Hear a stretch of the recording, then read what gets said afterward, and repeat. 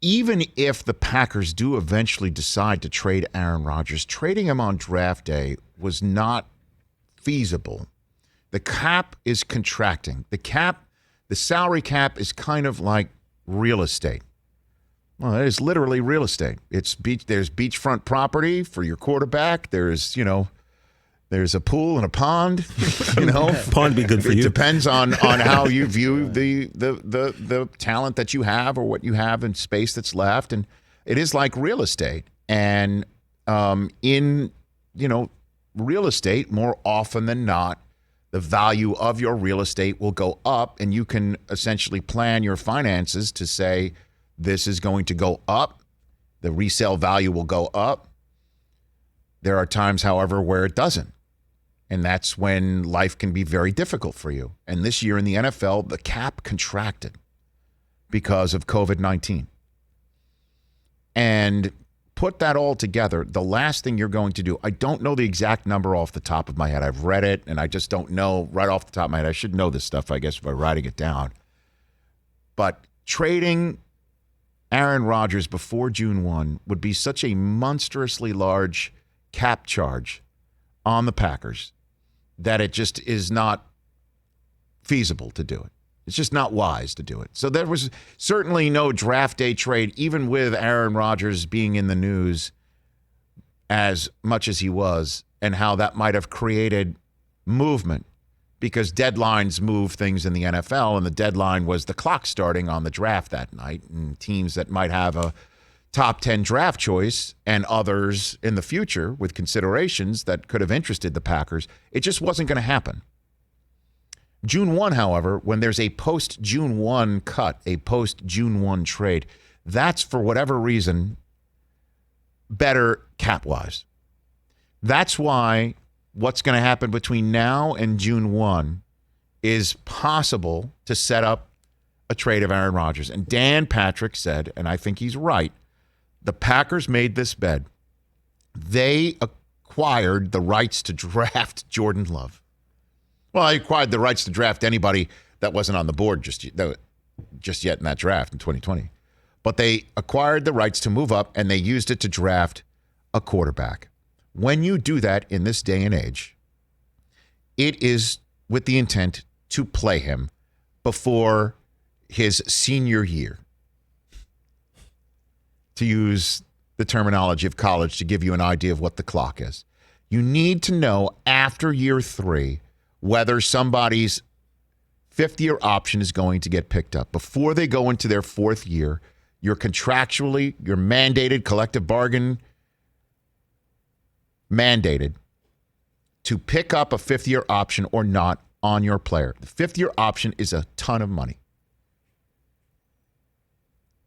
For quarterbacks this year is around $18 million. In order to do that, you got to see before year 4 whether the kid's worth it. Which means Jordan Love, when you draft him in 2020, that season you don't have to put him out on the field. We already saw that with Mahomes, right? 1 year. 2021 is an idea. Do you have to put him out there? Not really. You can. It's probably a good idea to start doing it.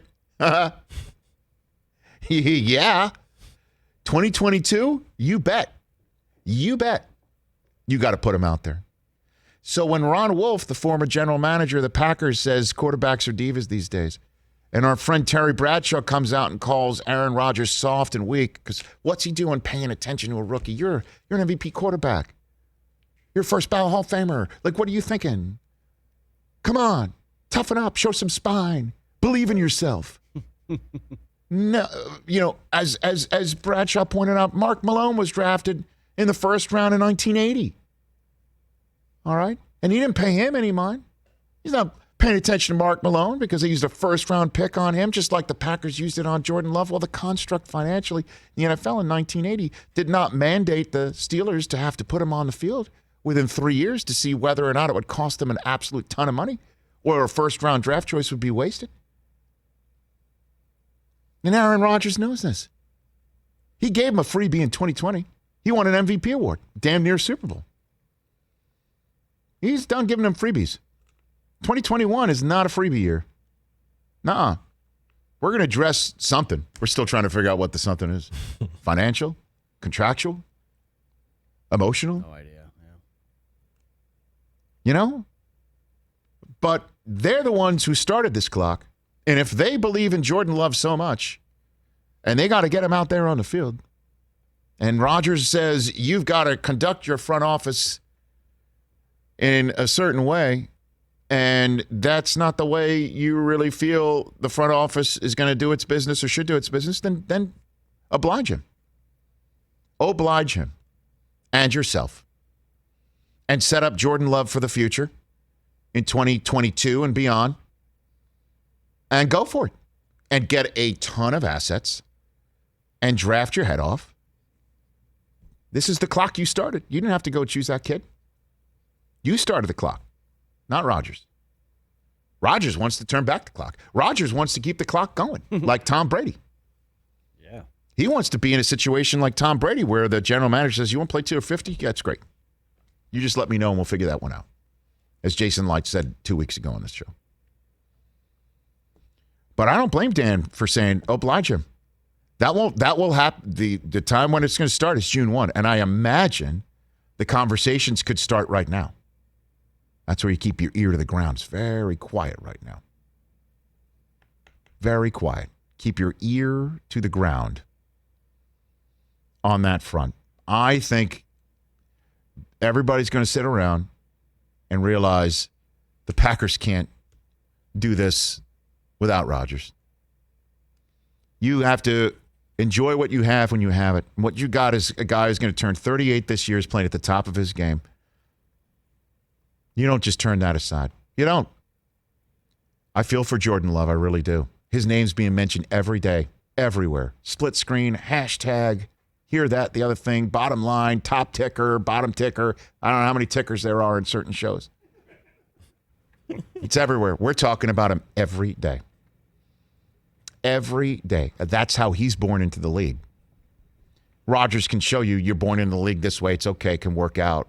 You can be a first ballot Hall of Famer too. You can be generationally talented too. That's the situation right here. It's so weird how it's just eerily similar to 05, 06, 07. So I said I can't believe it. I can't believe that, so that he's in the bizarre. role of Favre and Love's in the role of Rodgers. That's it. You know? And that's on the front office, like, for letting this happen again. History repeating itself. Well, certainly since Gutekunst was there in 98, he had a front row seat for this whole thing.